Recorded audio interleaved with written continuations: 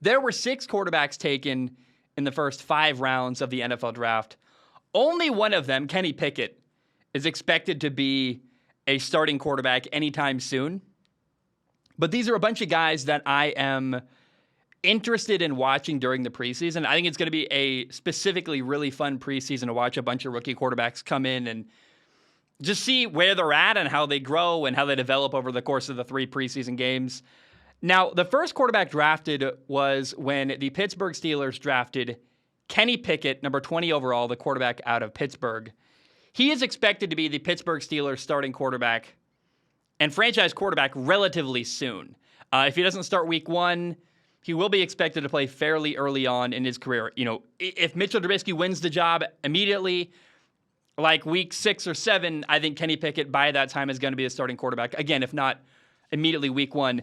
Now, a couple things. First of all, I really, really admire Kenny Pickett. Like, you look at what he did at college and how he fully realized his potential as a quarterback. That's very impressive. He mastered the system in Pittsburgh, and he was outstanding last year. If he can have a similar progression in the NFL to what he did in college, he's going to be a really solid starting quarterback in the NFL. I'm also excited for him because he played college football in Pittsburgh at the University of Pittsburgh for the Panthers. He gets to stay in Pittsburgh for his pro career and literally he's in basically the same building. It's awesome. That's very special and very cool to find a home in college and then stay there as a professional football player. It doesn't really ever happen, and that's exciting. Also, he's going to have a good team around him. They've got a really good defense. They've got an established head coach, Mike Tomlin. They've got a lot of offensive weapons around him. I mean, I just look at Kenny Pickett, and I'm excited for him. He's got a good situation. He's being set up to succeed, and he's in a city that he already knows and has come to love. Now, Kenny Pickett was the only quarterback taken in the first round, and then there was not a single quarterback taken in the second round of the NFL draft. And watching that unfold actually gave me a lot of relief because I felt like, thank God I'm not crazy. I going into this draft, there's a reason I didn't do film analysis before the draft because I'm like, I've never felt more uncertain about a draft class than this one. I felt very uneasy where there are a lot of guys that have potential. I think I said the line, a lot of B-level talent, but probably no A-plus level quarterback. And there are guys with potential, but they're not going to be ready to play for quite a while. And the NFL clearly agreed with that and felt that way too. Plus, there are so many quarterbacks in the NFL right now where it's almost an oversaturation at the position. I mean, every team pretty much already has a plan at starting quarterback and felt that way going into the draft. Maybe Seattle doesn't have a quarterback, but pretty much every other NFL team said, we already got a plan going into week 1. So there wasn't a lot of need at the quarterback position. On top of, there was a lot of uncertainty with how good these guys really are. Now, the second quarterback taken in the NFL draft was when the Atlanta Falcons drafted Desmond Ritter in the 3rd round. And I really, really love this move because Atlanta, what they didn't do is they did not overdraft a quarterback. They picked 3 players in the first 2 rounds that were attempts to solve problems on their roster. Like, quarterback is not the biggest problem in Atlanta right now. They've got Marcus Mariota. He's very solid. He's very fine. And drafting Desmond Ritter in the 3rd round is good value because he's in a great spot. He is an awesome leader. He's going to be good in the locker room. And he can sit and learn for a while behind Marcus Mariota. And then eventually, someday, if he can develop his accuracy, work on beating man coverage downfield along the sidelines, he's a good decision maker. He's very mature as a human being. And I think in time, he could become Atlanta's starting quarterback. But because he's not going to do that anytime soon, drafting him any earlier than the 3rd round would have been a bad move in my mind. And so I like it. If Desmond Ritter doesn't work out in Atlanta, he only cost him a 3rd round pick. And he's got potential to be more than just a backup. So all around, I like this pick a lot. I feel very similar to that. I feel very similarly with that pick as I do to what the Tennessee Titans also did in the 3rd round. The Titans drafted quarterback Malik Willis out of Liberty. And he is probably the most physically gifted quarterback in this draft. He's a huge arm. The dude can run. There's a lot of potential here. Like, he has the highest ceiling of any quarterback in this draft class. And Tennessee's quarterback, Ryan Tannehill, Go watch the playoff game last year against Cincinnati. He's disappointing. Like, he has not lived up to the expectation of the contract and the hype around him. I thought drafting Malik Willis was a smart move because you're drafting a guy who could eventually, 2-3 years from now, become the Titans' starting franchise quarterback. Now, Malik Willis is nowhere ready to being a franchise quarterback. He's got to work on reading defenses, how to beat a blitz. There's a lot of stuff that he's got to grow as a quarterback doing, but he's got the physical tools, and frankly, he's got some physical tools that the current quarterback in Tennessee, Ryan Tannehill, simply does not have. He can do stuff Ryan Tannehill is never going to be able to do.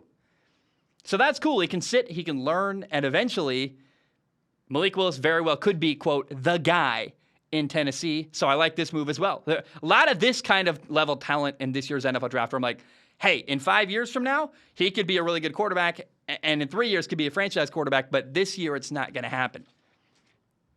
The next guy drafted in the third round was when Carolina drafted quarterback Matt Corral out of Ole Miss.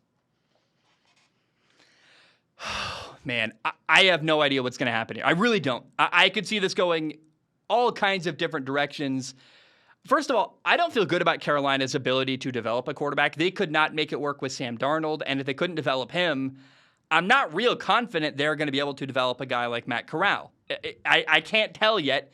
Is what's happening in Carolina a Sam Darnold problem, or is it a Carolina Panthers problem? Is the problem the quarterback or the organization? We're going to find out based on what happens with Matt Corral.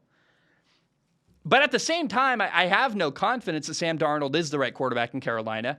And Matt Corral is a really mature dude who is great at running RPOs. And I think there is in the world of infinite possibilities, there is certainly one alternate reality here. And one of the possibilities here is that Matt Corral comes in mid-season and does very well and becomes the starting quarterback in Carolina. Like, that is a feasible option. Remember, Russell Wilson was a third-round pick. Like, it's not like third-round picks never pan out and become a starting quarterback. Russ did it immediately week 1 in Seattle. So it's possible that Matt Corral does work in Carolina. He's got a funky throwing motion. Please do not give me any feedback about that. I don't care. He throws weird. You know what he does, though? He gets the ball out of his hand very, very quickly and very accurately. And it doesn't really matter. Phillip Rivers had a weird throwing motion, too. He threw for over 63,000 yards passing in the NFL. So I don't really care about the throwing motion. I care about his ability to read defenses and be accurate throwing the ball downfield. Honestly, I think if Matt Corral doesn't work in Carolina, it's more than likely going to be because Carolina didn't support him well enough and didn't build a good enough team around him. We'll see. Keep your eye, though. Week 8, 9, 10, maybe Matt Corral comes into Carolina, becomes a starting quarterback, and kind of runs away with the job. Because as a human being, I really like this guy. As a leader, as a mature adult, and certainly he's the kind of guy I would want to play with, a warrior, a guy who's a good leader that his teammates like. And I'm excited to see what plays out in Carolina with Matt Corral. Now, in the fourth round, the New England Patriots drafted quarterback Bailey Zappi. I always want to say Zap, but everyone says Zappi, so I'm going to say Zappi. The quarterback out of Western Kentucky. I'm surprised they drafted a quarterback. I thought, they've got a young quarterback, Mac Jones. They're fine at the quarterback position. But I think what they wanted was a backup quarterback they can be confident in. And, I straight up love this dude. Watching Bailey Zappi's film, oh my, I've never had so much fun. I mean, the dude absolutely killed it in college. You talk about a quarterback mastering his system. He's accurate. He's a great decision maker. He literally sends the ball to the right spot basically every play at Western Kentucky. Now, he's dominating bad football teams, and his college tape is a bit hard to judge because he doesn't really ever have pressure in his face. He's got a clean pocket almost all the time. He's got receivers wide open. But he was destroying defenses, and it's really hard to be critical of a guy who sends the ball to the right spot every time, is mature, can make accurate throws with touchdown field, and I don't know. I mean, this kind of reminds me of when the Patriots drafted Jimmy Garoppolo, where it's the kind of guy that they could trade him away in a couple of years to another quarterback-needy team and get some value back for him. And I think at the bare minimum, the Patriots got a good backup here. And so I did not see the Patriots drafting a quarterback at all based on their current young quarterback, Mac Jones, but I actually really like the move, and I really like Bailey Zappi. Now, finally, with the very first pick in the 5th round of the NFL draft, the Washington Commanders drafted quarterback Sam Howell out of North Carolina. I love this pick. I think this is awesome. Going into last fall, before last football season, Sam Howell was viewed as potentially the best quarterback in this year's NFL draft. Now, the year came and went, and his teammates around him weren't very good. I think that really hurt him. But he is talented. He throws a really great deep ball. And here is why I love this move. Washington had to really carefully thread the needle here. They didn't want to draft a quarterback early on and make their current new quarterback, Carson Wentz, feel threatened. I think Carson's a bit sensitive. I think he really needs to feel the support of the organization around him. They draft a quarterback in the 2nd or 3rd round, he'd go, "Really? I thought I was a guy." I think that would bother him. But Washington had to be responsible and draft a quarterback they can develop in case there's a scenario where Commander Carson doesn't work out in Washington. I thought they nailed it. They got a guy who could be their franchise quarterback eventually, but also they drafted him in the 5th round, so he's not threatening to Carson Wentz. And I think it's a really smart and thoughtful pick for Washington. You can argue that they got a first-round talent at quarterback in the 5th round. That doesn't really happen. I was surprised he fell all the way to the 5th round. I think part of it is simply because there's not a lot of quarterback-needy teams in the NFL. And I was surprised a team like Indy didn't make a move and get him. Now, Indy had other needs, but Matt Ryan's getting up there in age, and I think for Washington, he's an exciting backup plan, and I really, really like this move, Sam Howell to Washington in the 5th round. I mean, feels like a really good value pick and a guy that has potential to become your franchise quarterback down the road if Carson doesn't pan out.